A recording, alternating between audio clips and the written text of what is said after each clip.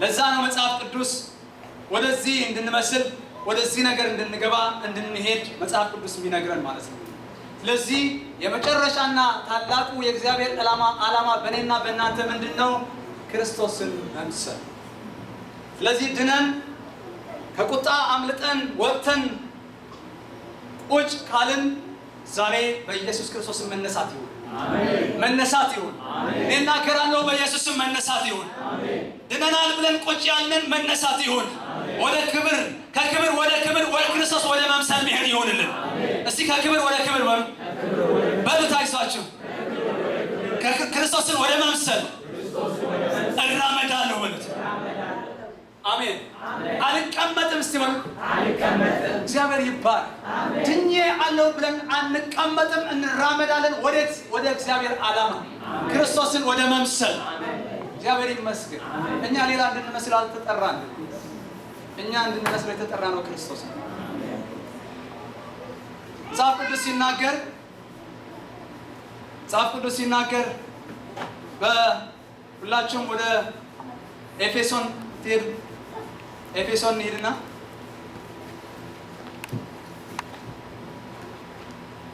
እኔ በጣም ነው የገረመኝ። እግዚአብሔር እንዴት ሰው ይወዳል! እግዚአብሔር እንዴት ሰው ያፈቅራል! እንዴት ክብር ነው ያዘጋጀልን እግዚአብሔር! እንዴት ነው! በጣም የገረመኝ ነገር ነው። እግዚአብሔር ይመስገን። ስለዚህ ያሪው ታግዝ ነው። እሺ ፓስተር ያነብልኛል። ከኤፌሶን ምዕራፍ 4 ቁጥር 1 ምን ይላል? መጀመሪያ ቁጥር 1 ሁላችሁም ባይብላችሁ ብትይዙ ደስ ይለኛል። በቃ ማለት ጥሩ አድርጋችሁ ትከታተሉ ማለት ነው። መጽሐፍ ቅዱስ ያለ ነገር ባንድ የሆነ ስናነፈው እዛ ያለው መንፈስ ይገባናል። አሜን አሜን። መጀመሪያ ቁጥር 1 ብቻ ነው። እንግዲህ በጌታ እስር ይሆን እኔ በተጠራችሁበት መጠራታችሁ እንደሚገባ ትመላለሱ ዘንድ እለምናችኋል። የተጠራችሁበት ይላል አይደለ? እስቲ ድገምልኝ አንዴ። እንግዲህ በጌታ እስር ይሆን እኔ በተጠራችሁበት መጠራታችሁ እንደሚገባ ትመላለሱ ዘንድ እለምናችኋል። በተጠራችሁበት መጠራታችሁ እንደሚገባ እንድትመላለሱ ይላል መጽሐፍ ቅዱስ። ስለዚህ የተጠራንበት ነገር አለ ማለት ነው። እንደተጠራንበት ሆነ እንድንሄድ እግዚአብሔር ይርዳን። እስቲ ተጠርቻለሁ ምን ባይዘው ክርስትና ማለት እኮ ቤተክርስቲያን ማለት የተጠሩ ማለት እኮ ነው። ቤተክርስቲያን ማለት እኮ የክርስቲያናት የሚሰበሰቡበት ቤት አይደለም አይደለ? ኤክሌሺያ ከሚል ቃል የመጣ ነው። እነሱ ደግሞ የተጠሩ ማለት ነው። ክርስትና ጥሪ ነው። ክርስትና ጥሪ ነው። እስቲ እኔ ተጠርቻለሁ በሉ። እግዚአብሔር ይመስገን። ስለዚህ ጳውሎስ ምን እያለ ነው? ለተጠራችሁበት ነገር ይላል። ሃሌሉያ። ስለዚህ ሄዶ ብዙ ነገር ይናገራል። ብዙ ነገር ከተናገረ በኋላ ከቁጥር 11 ጀምሮ አንድ ነገር አለ። ይሄን ነገር እንድታነቡ ደስ ይለኛል ማለት ነው። እግዚአብሔር ምን እየሰራ እንዳለ ቤተክርስቲያን ልንገራችሁ። ባይዘው አንድ ነገር ልናገር እዚህ ከማንበባችን በፊት ይሄን ስሙን። አገልግሎታችን ሩጫችን ማለት ነው። በዚህ ምድር ያለውን ነገር ሁሉ የሚደረግ በእግዚአብሔር ስም የሚደረግ ነገር የሚለካ በአንድ ነገር ነው። የሚመዘን በአንድ ነገር ነው። የሚመዘን በአነጋገር አይደለም። የሚመዘን በሌላ ነገር አይደለም። የሚመዘን ማለት ነው። አገልግሎታችን የሚመዘነው በምንድን ነው ካላችሁት፣ መጨረሻ የሚሰራው ያለ ስራ ወዴት ይወስዳል? ወደ ክርስቶስ መምሰል ነው ወይስ ሌላ ነገር ነው የሚል ይህን ትልቁ መምዘኛ ነው ወይ ደግሞ መለኪያ ነው። ባቸው ሐሳቤ የሚደረግ ነገር ሁሉ ማለት ነው። አገልግሎት ሁሉ በእግዚአብሔር ስም የሚሰራ ስራ ሁሉ የሚለካው በምንድን ነው ካላችሁት፣ ሁሉም አገልግሎት መጨረሻ ወዴት እየሄደ ነው? ወደ ክርስቶስ መምሰል ነው እየሄደ ያለው ወይስ ሌላ ነው? ይሄ በጣም እንትን ማለት ማንችልበት ትልቁ የእግዚአብሔር ያስቀመጠው ዓላማ ነው። ስለዚህ እግዚአብሔር እንኳን በዓላማዬ መጣ ይለን። አሜን ይለናል። ከዛ በኋላ ማለት ነው ወደ ዓላማው ስንገባ በዛ ስንሄድ ማለት እግዚአብሔር ይመስገን። ስለዚህ አንብብልኝ መጽሐፍ። እርሱም አንዳንዶቹ ሐዋርያት፣ ሌሎቹም ነቢያት፣ ሌሎቹ ወንጌል ሰባኪዎች፣ ሌሎች እረኞችና አስተማሪዎች እንዲሆኑ ሰጠ። ምን ያደረገ? ሰጠ በሉ። ሰጠ። ያ ሰጠ። ኢንተርቴን ሊያደርጉን አይደለም የሰጠ። ምን ሊያደርጉ ነው? እረኞች አስተማሪዎች እንዲሆኑ ሰጠ። ከዛ ኦኬ፣ ስንት ነው ያነበብከው? 11። ኦኬ፣ ቀጥል እስከ 13 ነው። ሁላችን የእግዚአብሔር ልጅ በማመንና በማወቅ ወደሚገኝ አንድነት መጀመሪያ ሁላችን የእግዚአብሔር ልጅ በማመንና በማወቅ ወደሚገኝ ህብረት ወደሚገኝ አንድነት ሙሉ ሰው ወደ መሆን አዩት ሙሉ ሰው ወደ መሆን እስቲ ሙሉ ሰው በሉ ድገሙት ሙሉ ሰው በሉ አሜን ስለዚህ እግዚአብሔር ሙሉ ሰው ገባችሁ ሐሳቤ ሙሉ ሰው እንድንሆን ሙሉ ሰው ማለት ምን ማለት ነው ክርስቶስ የሚመስል ሰው አንድ ጊዜ ቆላስይስ 1:28 ጳውሎስ እንደዚህ ብሎ ተናገረ ባለፈው ለሰዎች እናገር ነበር ጳውሎስ ይሮጥ ነበር ከአንድ ቦታ ወደ አንድ ቦታ ይሄድ ነበር በጣም ይሯሯጥ ነበር አሁን ጠርታችሁ ማለት ነው ጳውሎስ አቤት ይሄን ሁሉ የምትሯሯጠው ይሄን ሁሉ የምትናገረው ይሄን ሁሉ የምትሰብከው ይሄን ሁሉ የምታገለግለው ምን ለማድረግ ነው ምን የት ለመድረስ ነው ብላችሁ የምትጠይቁት እዛ ይመልሳል የት ቆሎሴ 1:28 ምን ይላል ሁሉም ሰው በክርስቶስ ፍጹም አድርገን እንድናቆመው ይላል በትግርኛ ምን ይላል ሁሉም ሰው በክርስቶስ ሙሉ አድርገን እንድናቆመው ይላል የጳውሎስ ሩጫ ምክንያት ይሄ ነው የነበረው ሩጫችን ይሄ ይሁን አሜን እግዚአብሔር ይመስገን አሜን ስለዚህ ቀጥል ሙሉ ሰው ወደ መሆን የክርስቶስን ሙላቱ ወደሚሆን ወደ ሙላቱ ልክ እስክንደርስ ድረስ ቅዱሳን አገልግሎትን ለመስራትና ለክርስቶስ አካል ፍጹማን ይሆኑ ዘንድ እግዚአብሔር ይመስገን ስለዚህ ቤተክርስቲያን መስራት ያለባት ከእግዚአብሔር የተቀበለችው ትልቁ አጀንዳ አለባት እግዚአብሔር የተመሰገነ ይሁን ከዛ ቀጥለው አንድ ነገር ይናገራል ጳውሎስ ለኤፌሶን ሰዎች ሲነግራቸው ምን ማድረግ እንዳለባቸው ሲነግራቸው እታች ወርዶ ማለት ነው በቁጥር 28 እዩት በቁጥር 28 የሰረቀ ከእንግዲህ ወዲህ አይስረቅ ሶሪ 28 ነው ያምናብቁ ሶሪ ከ22 በእርሱ ተምራችኋል ፊተኛ ኑሯችሁን እያሰባችሁ እንደሚያታልል ምኞት የሚጠፋውን አሮጌውን ሰው አስወግዱ እዩት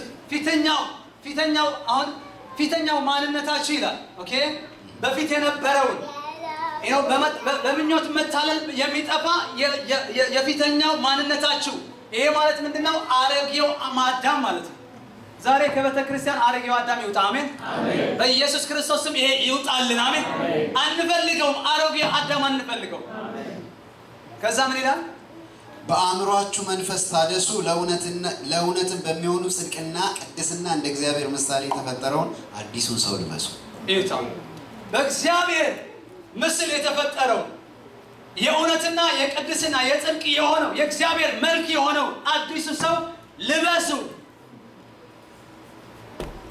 እኔ ልንገራችሁ አንድ ነገር ይሄ ልብስ በጣም ውድ ልብስ ነው ቀላል ልብስ አይደለም ይሄ የምንለብሰው ወይ ደግሞ የምንመስለው ነገር በጣም ውድ በጣም ትልቅ ሰውን ይሄ ነገር ስላላወቀ የዚህ ክብረት ስላላወቀ ሰው ምን ያደርጋል ካላችሁት ሌላ አይነት ልብስ ሌላ አይነት ነገር ለማድረግ ይሮጣል በጣም የሚያሳዝን ሩጫ ይሮጣል እግዚአብሔር ግን ልንለብሰው ልንመስለው የሰራልን ትልቁ ማንነት አለ ክርስቶስ ልጁ የሚመስል ማንነት አሜን ልበሱት አለ በእግዚአብሔር መልክ የተፈጠረውን የጽድቅ የቅድስና የእውነት የሆነ ልብስ ልበሱት አዲሱን ልብስ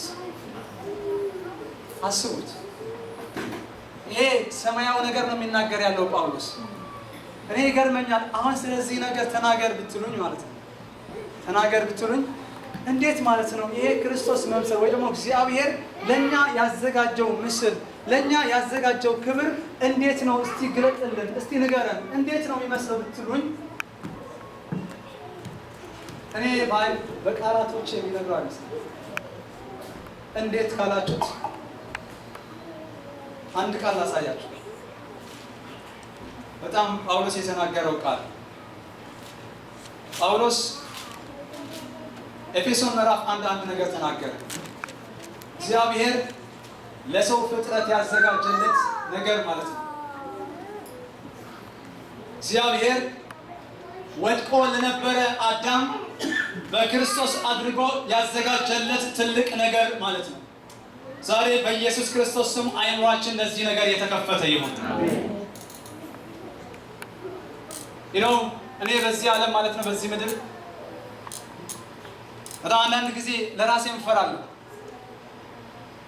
እግዚአብሔር ያዘጋጀልን ትልቅ ክብር፣ እግዚአብሔር ያዘጋጀልን ትልቅ በጣም በአይምሮ ማይለካ በአይምሮ ማይነገር በቃላቶች ማይነገር የእግዚአብሔር ነገር ከማወቃችን እሱን ካለማወቃችን የተነሳ ወደ ሌላ ነገር ስንሯሯጥ ቤተክርስቲያን ውስጥ ሌላ ነገር ሲደረግ ሌላ ነገር ሲባል በጣም ያሳዝናል፣ በጣም ያስፈራል። በጣም እግዚአብሔር የከበረ ነገር አስቀምጦልን ለከበረ ነገር እግዚአብሔር ጠርቶን ለከበረ ነገር እግዚአብሔር አዘጋጅቶን እያለ እኛ ግን እሱ ካለማወቃችን የተነሳ ወደ ሌላ ነገር ስንሮጥ በጣም ያሳዝናል፣ በጣም ደግሞ ያስፈራል። እኔ ለራሴ ሁሌ እፈራለሁ። ከዚህ ነገር ወጥቼ ወደ ሌላ ነገር እንዳልሮጥ በጣም እፈራለሁ። ዛሬ ግን በኢየሱስ ክርስቶስ ስም አይምሯችን የተከፈተ ይሁን። የውስጣችን መንፈስ የውስጣችን አይን የተከፈተ ይሁን። እሱ እንድናይና እሱ ብቻ ከሱ በኋላ ብቻ እንድንሮጥ። ስለዚህ ነግሬያቸዋለሁ። እኔ የዳነው ከቁጣ ያመለጥነው ወደ ታላቁ የእግዚአብሔር ዓላማ እንድንገባ ነው። ወደ ክብሩ እንድንገባ ነው። ወደ ክርስቶስን መምሰል እንድንገባ ነው። እግዚአብሔር ሌላ አጀንዳ ሌላ ዓላማ በሰው ላይ የለው። እግዚአብሔር በዚህ ምድር ስንኖር ህይወታችን ኑሯችን ግድ አይለው ማለት አይደለም። እግዚአብሔር አያዝንም ወይ እግዚአብሔር ፕሮቫይድ አያደርግም ማለት አይደለም። ልንገራችሁ ነኝ፣ እግዚአብሔር በትምህርታችን በስራችን በሁሉም እግዚአብሔር ፕሮቫይድ ያደርጋል። ለእግዚአብሔር ይሄ በጣም ቀላል ነገር ነው። እግዚአብሔር አይጨንቀው። እግዚአብሔር ዋናው ትልቁ አጀንዳው ግን ሌላ ነው። ዛሬ በኢየሱስ ክርስቶስም ወደ ትልቁ አጀንዳ መመለስ ይሁንልን።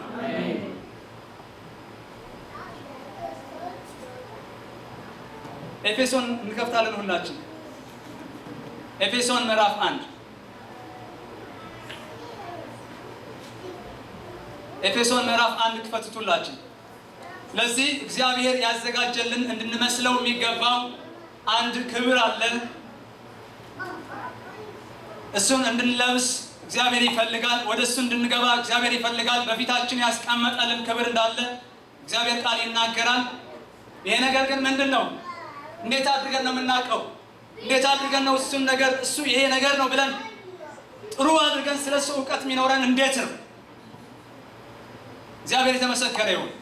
ለዚህ ሁላችን ኤፌሶን ምዕራፍ 1 ከቁጥር 17 እናነባለን፣ ወይ ደግሞ ከ15 እናነበውና ከዛ ዋናው ሐሳቡ ግን ከ17 ነው ያለው።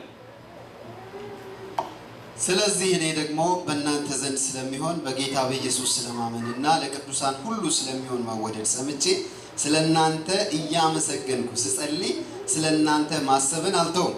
አሁን ስለእናንተ ማሰብ አልተውም ባላቸው በመሃላቸው ስለነበረ ጥሩ ነገር ማለት ነው። እግዚአብሔር የተመሰገነ ይሁን። ከዛ አልፎ ሌላ ነገር ተናገረ ጳውሎስ። ይሄን ይሉኝ ባካችሁ። ቁጥር 17 የክብር አባት የጌታችን የኢየሱስ ክርስቶስ አምላክ የክብር አባት እግዚአብሔር ይመስገን። እግዚአብሔር የክብር አባት ነው። እስቲ የክብር አባት በል ተቀበሉ። የክብር አባት በል ተቀበሉ። እግዚአብሔር የክብር አባት ነው። ኢየሱስ ክርስቶስ የዘላለም አባት ነው። አሜን። ታውቁት እንደዛ ይላል። እግዚአብሔር የክብር አባት ነው። እግዚአብሔር የተመሰገነ ይሁን። እግዚአብሔር የክብር አባት ነው። ሃሌሉያ! አምላካችን የክብር አባት ነው። ኢየሱስ ሃሌሉያ! የክብር አባት ትልቅ ስም ነው ያለው አምላካችን። አሜን። ዋው! እንዴት አድርጎ ይጠራዋል! ሃሌሉያ! ሲቀጥልልን እግዚአብሔር ይመስገን። የክብር አባት የጌታችን የኢየሱስ ክርስቶስ አምላክ አሜን። እርሱን በማወቅ የጥበብና የመገለጥ መንፈስ እሱ በማወቅ ከዛ እስቲ ድገምልኝ። እርሱን በማወቅ የጥበብና የመገለጥ መንፈስ እንዲሰጣችሁ ለምናል። አንድ ነገር ለመነ ጳውሎስ። እሱን በማወቅ የጥበብና ይላል የመገለጥ መንፈስ እንዲሰጣችሁ እለምናለሁ አለ። አሜን። በኢየሱስም ይሰጠን። ይሄ ነገር ይሄ ጳውሎስ የሚጸልየው ያለው ነገር በጣም ትልቅ ምስጢር ያለበት ነው። ለምንድን ነው ጳውሎስ የሚጸልየው? ለምንድን ነው ጳውሎስ የሚጸልየው? የክብር እዚህ ይለዋል። እግዚአብሔር የተመሰገነ ይሁን። የጥበብና የመገለጥ መንፈስ እስቲ አንድ እጃችሁ ዘርጉና በኢየሱስ ክርስቶስም የክብርና የመገለጥና የጥበብ መንፈስ ይብዛላችሁ። ይሄ ምስጢር አለበት። እስቲ ይብዛልኝ በሉ። ዛሬ ይሰጠኝ በሉ። አሜን። ወደ ልዩ የሆነ መገለጥ እግዚአብሔር ያወጣናል። አሜን፣ ያወጣናል እግዚአብሔር። እግዚአብሔር የተመሰገነ ይሁን። ከዛ ምን ይላል? አሁን እለምናለሁ አለ አይደለ? ቁጥር ኦኬ። ይህም የልባችሁ አይኖች ሲበሩ እዩት። አሁን ከዛ ምን ይሆናል መሰላችሁ? ከዛ ምን አንድ ምን ይሆናል? መጀመሪያ የጥበብና የመገለጥ መንፈስ ከተሰጠን በኋላ አውቶማቲካሊ ምን ይሆናል? ምን ይላል? የልባችን አይኖች ይበራል። የልባችን አይኖች ይበራል። በኢየሱስ ክርስቶስም ይብራ። በኢየሱስ ስም ይብራ። የልቦናችን አይን ይብራ። እግዚአብሔር የተመሰገነ ይሁን። ከዛ ምን ይላል? የልባችሁ አይኖች ሲበሩ ለምንድን ነው የሚበራው? የመጥራቱ ተስፋ የመጥራቱ ተስፋ እዩት። አሁን በቅዱሳን ዘንድ ያለው የርስት ክብር ባለጠግነት በቅዱሳን ያለው የክብር ባለጠግነት እዩት። ምን እንዲሆን ለምናምን ከሁሉ የሚበልጥ የኃይሉ ታላቅነት ምን እንዲሆን ታውቁ ዘንድ ነው። በቃ እንድታውቁ ዘንድ እግዚአብሔር ለእኛ ያዘጋጀው ክብር፣ ለቅዱሳኑ እግዚአብሔር ያስቀመጠው ክብር እንድታውቁ አለ። እኔ ልንገራችሁ አንድ ነገር። እኔ በጣም የገረመኝ ነገር ይሄ ነው። ጳውሎስ ብዙ ነገር የተገለጠለት ሰው ነው። ሶስተኛ ሰማዩም የሄደ ሰው ነው። ያዛችሁ? ገባችሁ ሐሳቤ? ጳውሎስ ሶስተኛ ሰማዩም የሄደ ሰው ነው። ለብዙ አብያተ ክርስቲያናት መልእክት የጻፈ ሰው ነው። እዩት። አሁንስ ለብዙ ሰዎች መልእክት የጻፈ ነው። የእግዚአብሔር ሐሳብ የጻፈ ሰው ነው። ግን ልጠይቃችሁ አንድ ጥያቄ። ለምንድን ነው ለእኛ የተዘጋጀ ክብር እግዚአብሔር ያዘጋጀው በጣም ትልቅ ለሰው ያዘጋጀው የመጠራታችን ትልቁ ክብር ወይ ደግሞ ትልቁ ነገር ትልቁ ጸጋ ትልቁ ባለጠግነት የሚለው መጽሐፍ ቅዱስ እንድታውቁት እጸልይላችኋለሁ አለ አይደለም? የመንፈስ የጥበብና የመገለጥ መንፈስ እንዲሰጣችሁና የልቦናችሁ አይን እንዲበራ አለ አይደለም? ለምንድን ነው እጸልይላችኋለሁ ከማለት ይልቅ ለእናንተ የተዘጋጀ ነገር በክርስቶስ ኢየሱስ ለእናንተ የተዘጋጀ ነገር ይሄ ነው ይሄ ነው ይሄ ነው እወቁት ብሎ ያልጻፈ ገባችሁ ሐሳቤ?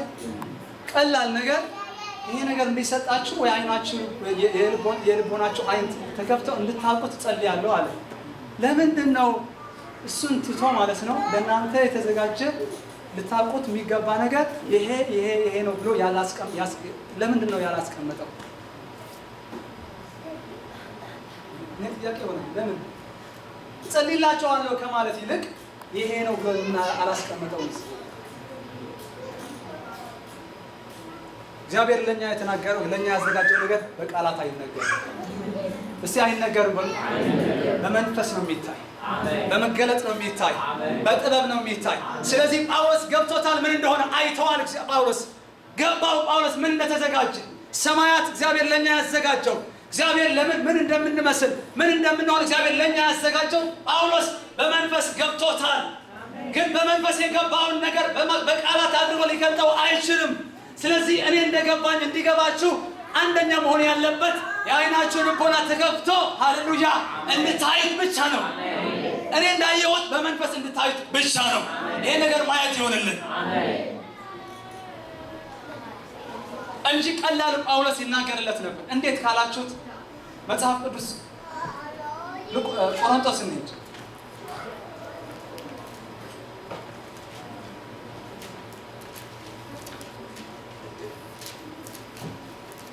ቆሮንቶስ ምዕራፍ 2 ይት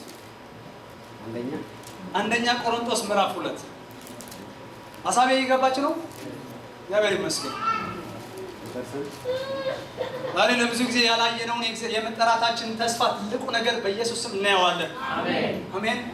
እኔ እዚህም ቆሜም እንደዚህ ነው እንደዚህ ነው እንደዚህ ነው ብዬ ልገልጠው አልችልም። እኔ ራሴ ኢቭን እናንተም ብታዩት ልትገልጡት አትችልም። ምክንያቱም በቃል የሚነገር አይደለም። ስለማይነገር ስጦታው እግዚአብሔር ይባረክ። ስለማይነገር ስጦታው እግዚአብሔር ይባረክ። ይታያል። ይታያል። እስቲ ይታያል በሉ።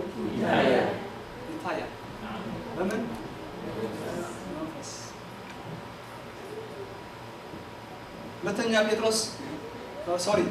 ቆሮንቶስ ከመንባባችን በፊት አንድ ነገር ልናገር። ጳውሎስ ቆሮንቶስ ሰዎች ከምዕራፍ አንድ ካያችሁት መጀመሪያ ሲናገር ጳውሎስ የመጽሐፉ ምክንያት መጽሐፉ የቆሎኤ የሚባሉ ሰዎች መጥተው ስለ ቆሮንቶስ ሰዎች ነገሩት። በዛ ውስጥ የነበረው በቆሮንቶስ ውስጥ የነበረ ነገር በጣም ክፉ ነገር ምንድነው የነበረው? በቃ መሀላቸው ልዩነት ነበረ። እኔ የእንትና ነኝ፣ እኔ የጳውሎስ ነኝ፣ እኔ የአጵሎስ ነኝ፣ እኔ የእንትና ነኝ ምናምን ብለው ይለያዩ ነበር። ሌላ ምን ነበራቸው? በመሀላቸው በጣም በዓለማውያን የማይገኝ ሌላ በጣም ክፉ ኃጢአት ነበረ በመሀላቸው። ይህ ነገር ነገሩትና መጥተው በጣም አዘነ ጳውሎስ። ከዛ መጀመሪያ ሲጽፍ ግን ሌላ ግን ምን ነገሩት? በመሀላቸው ደግሞ በጣም የመንፈስ ቅዱስ እንቅስቃሴ የመንፈስ ቅዱስ ስጦታዎች አለ ምናምን ብሎ ነገሩት። የመንፈስ ቅዱስ ስጦታዎች እንደነበሩ ማለት ነው። ከዛ ጳውሎስ በጣም የሚገርም ነገር ሲጀምር ማለት ነው ቅዱሳን ለመሆን የተጠሩ ምናምን ብሎ ይጀምራል ማለት ነው። ከዛ ወረድ ብሎ በእናንተ መሀል ያለውን የጸጋ ስጦታ በዛ ነገር ሀብታም በጣም ባለጠጎች እንደሆናችሁ በጣም እግዚአብሔር እናመሰግናለሁ። ይህን ነገር ያዙት፣ ብዙ ነገር ይጠቅማቸዋል ምናምን ብሎ ይናገራል ማለት ነው። እስከ መጨረሻ ክርስቶስ እስከሚገለጥ ድረስ በቃ ቁሙ ምናምን ይላል። ይሄ ደግሞ ወደ ልጁ መንግስት የጠራችሁ እግዚአብሔር እሱ ታማኝ ነው ምናምን ብሎ ከተናገረ በኋላ ወረድ ብሎ ምን ይላቸዋል? ይሄ በጣም እናንተ መሀላችሁስ የሆነ እንትን እንዳለ ቁጥር 10-12 ምን ይላቸዋል? ምዕራፍ 1 ማለት ነው ቆሮንቶስ ቁጥር 12 ይህን እላለሁ እያንዳንዳችሁ እኔ ጳውሎስ ነኝ፣ እኔ አጵሎስ ነኝ፣ እኔ ግን የኬፋ ነኝ፣ እኔስ የክርስቶስ ነኝ ትላላችሁ። እንደዚህ አይነት እንዳለ መሀላቸው ይናገራቸው ነበር። ከዛ በኋላ ወረድ ብሎ ማለት ነው የክርስቶስ አገላለጥ ይነግራቸው ነበር። ክርስቶስ ወደዚህ ዓለም ሲገለጥ በጣም እንዴት እንደተገለጠ ለጠቢባን በጣም በሚያገርም ለነሱ ሞኝነት በሚመስል መንገድ ተገለጠ። እግዚአብሔር ጥበብ ለሌላቸው ሰዎች በስብከት ሞኝነት አድርጎ ሊያድናቸው እንደፈለገ ይናገራል። ክርስቶስ እንዴት እንደተገለጠ በጥበብ ሳይሆን በዓለማዊ ጥበብ ሳይሆን በሌላ በእግዚአብሔር ጥበብ አይነት አድርጎ ክርስቶስ እንደተገለጠ ይናገራል። ምክንያቱም እንዴት እንዳላችሁት ክርስቶስ በመስቀል ላይ ሲሞት ማለት ነው፣ በመስቀል ላይ ተሰቅሎ ሲሞት ለዓለም ሁሉ ሞኝነት አይደለም። ምን እየተደረገ ነው? ምን አይደለም። ግን እግዚአብሔር በዛ አድርጎ ሊያድነን እንደሞከረ ይናገራል። ከዛ በኋላ ሲናገር በመጨረሻ ማለት ነው እስከ መጨረሹ ምዕራፉ ከመጨረሹ በፊት ምን ይላል? አንድ ሀሳብ ሊያሳያችሁ ስለፈለኩ ምዕራፍ 2 ነው። መጨረሻ ምዕራፉ ምን ይላል? ነገር ግን ቁጥር 30-31 አንብብልኝና ከዛ እንትን ያለው አንደኛ ቆሮንቶስ ነው 30-31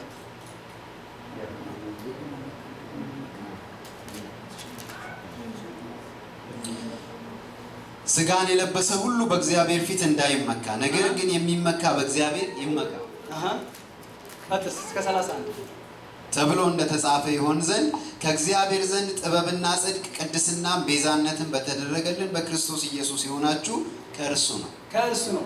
በትግርኛ ደግሞ ምን ይላል? እናንተ ከእርሱ ናችሁ ይላል። ኦኬ፣ እናንተ ጥበብና መገለጥ ጽድቅም ቅድስና በሆነልን በክርስቶስ ኢየሱስ እናንተ ከእርሱ ናችሁ ይላል ማለት ነው። እግዚአብሔር ተመሰገነ። ከዛ በኋላ ምዕራፍ 2 ሲጀምር ምን ብለው ይጀምራል? እኔ በጣም ይገርመኛል አላቸው። በጣም እኔ በመሃላችሁ ሲመጣ አላቸው። እኔ በመሃላችሁ ሲመጣ ክርስቶስ የተሰቀለውን ክርስቶስ ብቻ እንጂ ሌላ እንደማላውቅ ሆኜ ነው የመጣሁት በመሃላችሁ አላቸው። ክርስቶስ ባይደወይ ጳውሎስ ብዙ ጥበብ የነበረው ሰው ነው፣ ብዙ የተማረ ሰው ነው። ግን በዛን ጊዜ ምን አላቸው? እኔ በመሃላችሁ በመጣሁበት ጊዜ ግን የተሰቀለውን ክርስቶስ ብቻ እንጂ ሌላ እንደማላውቅ ሆኜ ነው የመጣሁት አላቸው። ለምንድን ነው እንደዛ የመጣው? ጳውሎስ ሲመጣ ሌላ ምንድን ነው የመጣው? እኔ በፍርሃትና በመንቀጥቀጥ ነው የመጣሁት በእናንተ ፊት አላቸው። ምክንያቱም ጳውሎስ ራሱን ሊያሳይ አይደለም በመሃላቸው የመጣ። ጳውሎስ ካመኑ ይጠፋሉ፣ ክርስቶስ ካዩ ግን ይጸናሉ። አሜን። ስለዚህ ክርስቶስን ሉዝ እንዳያደርጉ ብሎ ጳውሎስን እንዳይታይ ራሱን ቀብሮ በፍርሃትና በመንቀጥቀጥ በመሃላችሁ ነበርኩ፣ ሌላ እንደማላውቅ ሆኜ ነው የመጣሁት በመሃላችሁ አላቸው። ምን? ክርስቶስ የተሰቀለውን ብቻ። ከዛ ምን አላቸው? ከዛ ተናግሮ ከቁጥር 6 እና 7 ምን ይላል? ከዛ ብታነብልኝ ደስ ይለኛል። በበሰሉት መካከል ግን ጥበብን እንናገራለን። ነገር ግን የዚችን ዓለም ጥበብ አይደለም፣ የሚሻሩትንም የዚችን ዓለም ገዢዎች ጥበብ አይደለም። ነገር ግን እግዚአብሔር አስቀድሞ ከዘመናት በፊት ለክብራችን የወሰነው ቁጥር 7 እዩት። አሁን አንዴ ቁጥር 7 ነገር ግን ይላል እግዚአብሔር አስቀድሞ ከዘመናት በፊት ለክብራችን የወሰነውን ምን ይላል? ለክብራችን የወሰነውን እዩት። አሁን ነገር ግን እግዚአብሔር አስቀድሞ ከዘመናት በፊት ለክብራችን የወሰነውን ተሰውሮም የነበረውን የእግዚአብሔር ጥበብ በምስጢር እንናገራለናል። በምንድን ነው የምንናገረው? እስቲ በምስጢር በሉት። ምንድን ነው በምስጢር የምንናገረው? ለክብራችን እግዚአብሔር ከዘመናት በፊት ያዘጋጀው፣ ለክብራችን እግዚአብሔር ያዘጋጀው፣ ለእኔና ለእናንተ ለሁላችን ለክብራችን እግዚአብሔር ያዘጋጀው ነገር በምስጢር እንናገራለን ይላል። እግዚአብሔር የተመሰገነ ይሁን። ከዛ ምን ይላል? ቁጥር 8 ከዚች ዓለም ገዢዎች አንዱ እንኳን ይህንን ጥበብ አላወቀም። አውቀውትስ ቢሆኑ የክብርን ጌታ ባልሰቀሉት ነበር። ይሄ ነገር አላወቁትም። ቢያውቁት ኑሮ አይሰቅሉትም ነበር። የዚች ዓለም ገዢዎች ማለት ነው። ይሄን ነገር አላወቁትም። ጳውሎስ ምን እያለ ነው? እኔ ምስጢር እየተናገርኩ ነው። ምስጢር ነው። እኛ በጣም የሚገርም ነገር አንድ ቦታ ምን አላቸው? እኛ አላቸው የምስጢር መጋቢዎች ነን፣ ሰው በዚህ ይወቀናል ጳውሎስ። ለእኛ እግዚአብሔር ያዘጋጀው ነገር ማንም ሰው ሊያውቀው አይችልም። በዚህ ዓለም ጥበብ አይታወቅም። ከዛ ምን ይላል? ቁጥር 10 መንፈስም የእግዚአብሔርን ጥልቅ ነገርስ እንኳ ሳይቀር ሁሉን ይመረምራልና ለእኛ ግን እግዚአብሔር በመንፈሱ በኩል ገለጠው። ስለዚህ ለእኛ ግን እግዚአብሔር በመንፈሱ በኩል ምን አደረገው? ገለጠው። እግዚአብሔር የተመሰገነ ይሁን። የእግዚአብሔር ነገር የሚገልጥ መንፈስ ይብዛልን። ተጠሙት። ይሄ ነገር እግዚአብሔር ይሰጠናል። አሜን። ክብሩን የሚያሳይ እግዚአብሔር ለእኛ ያዘጋጀው ትልቅ ነገር የሚያሳይ መንፈስ ይገለጥ በኢየሱስ። ከዛ ምን አለ? በእርሱ ውስጥ ካለው ከሰው መንፈስ በቀር ለሰው ያለውን የሚያውቅ ሰው ማን ነው? ከዛ 12 ምን ይላል? እንዲሁም ደግሞ ከእግዚአብሔር መንፈስ በቀር ለእግዚአብሔር ያለውን ማንም አያውቅም። እኛ ግን ከእግዚአብሔር እንዲያው የተሰጠንን እናውቅ ዘንድ ከእግዚአብሔር የተሰጠን እዩታው። እኛ ግን ከእግዚአብሔር እንዲያው የተሰጠን እናውቅ ዘንድ ከእግዚአብሔር የሆነውን መንፈስ እንጂ ዓለምን መንፈስ አልተቀበልንም። ስለዚህ እግዚአብሔር የተመሰገነ ይሁን። እግዚአብሔር ለእኛ የሰጠውን ነገር የምናውቅበት ነገር እግዚአብሔር መንፈሱ ሰጠን። እኛ የተቀበልነው መንፈስ የእግዚአብሔር እንጂ የዓለም መንፈስ አይደለም። ስለዚህ ቁጥር 13 ምን ይላል? መንፈሳዊውን ነገር ከመንፈሳዊ ነገር ጋር አስተያይተን መንፈስ በሚያስተምረን ቃል ይህን ደግሞ እንናገራለን እንጂ የሰው ጥበብ በሚያስተምረን ቃል አይደለም። እግዚአብሔር የተመሰገነ ይሁን። ስለዚህ እኛ ይህን ነገር የሚገልጥልን ማን ነው ካላችሁ መንፈስ ቅዱስ ነው። ኢቭን ቃሉ የሚነገረው ቃሉ የሚነበበው በመንፈስ ቅዱስ ነው። እግዚአብሔር የተመሰገነ ይሁን። እኔ ልንገራችሁ፣ በዚህ ዓለም ሁለት አይነት ስብከት አለ። በደንብ ስሙኝ። በዚህ ዓለም ሁለት አይነት ስብከት አለ። መንፈስ ቅዱስ የሚያስተምረው ስብከትና ሰይጣን የሚያስተምረው ስብከት አለ። ይሄ ለይተን ማወቅ አለብን። ሰይጣን የሚያስተምረው ስብከት እዚህ ምድር የሚያስቀር የሚገድል ነገር ነው። መንፈስ ቅዱስ የሚያስተምረው ግን የላይኛው የሰማይ ነገር የሚያሳይ ነገር ነው። እግዚአብሔር የተመሰገነ ይሁን። እንዴት ሰይጣን ይሰብካል ወይ? አዎ ክርስቶስ ይሰብከው አልነበረም እንዴ? ባለፈው ተናግሬ ነበር አይደል? እግዚአብሔር ልጅ ከሆንክ እግዚአብሔር ቃል እያመጣ እኮ ነው የሚናገር የነበረው። እግዚአብሔር ልጅ ከሆንክ እግዚአብሔር ቃል እንደዚህ ይላል፣ አንተ እግርህ እንዳይደናቀፍ መላእክቶች ይልኩልሃልና ስለዚህ